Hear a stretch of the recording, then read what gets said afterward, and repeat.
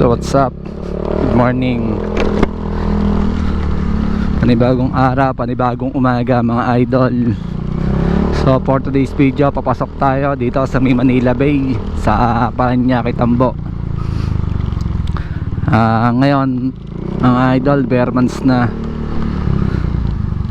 So sisilip na. Wene, wene, wene, wene, wene.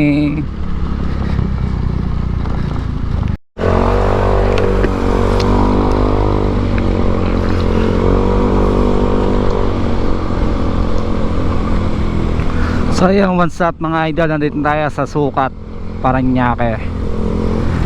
Tayo ay malapit na sa pinagtatrabaho na, within 15 km I think.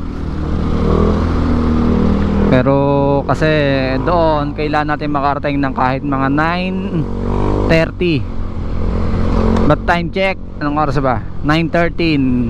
Pero kaya naman na 9:30 kasi kaya 9:30 tayo makakarating doon. Ay ng natin kailangan masaktong oras kasi doon kasi is mahaba ang pila ng mga empleyado dahil tayo is wala pa tayong mall ID. Then tayo pipila at mag-iwan tayo ng isang government ID for secure na tayo isang empleyado doon na taas tayo pipirma. Sana minsan makalusot na para hindi na ako magano diretso pasok.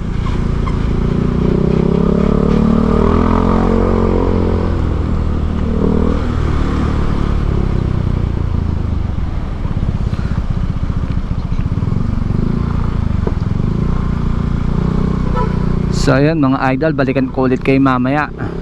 Dito mga idol, maganda view. Yan. So ayan, balikan ko kayo mamaya mga idol.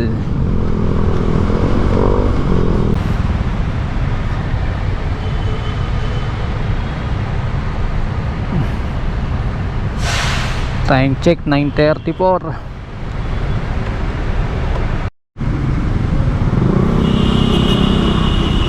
So what's up guys? So yan mga idol, nandito tayo sa may Pasay na mga idol, Pasay na. So yan, within 5 minutes andun na tayo sa pinaka point na pinagtatrabahuan ko. Yun is yung Manila Bay. Time check mga idol, 9:34. Hindi natin yun nakuha in 9:30 na kukuhanin nating oras para tayo makapag-proceed doon. By the way, thank you pa rin tayo dahil umalis tayo sa bahay ng 8:15. So yan, ang biyahe natin ni konti lang, konting pagod pa rin.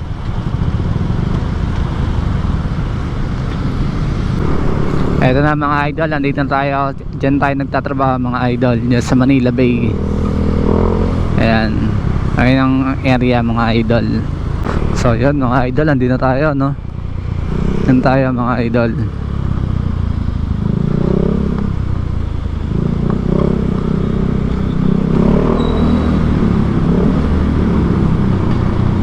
Ayan, dito nagbabayad ng mga parking mga idol dito sa ano.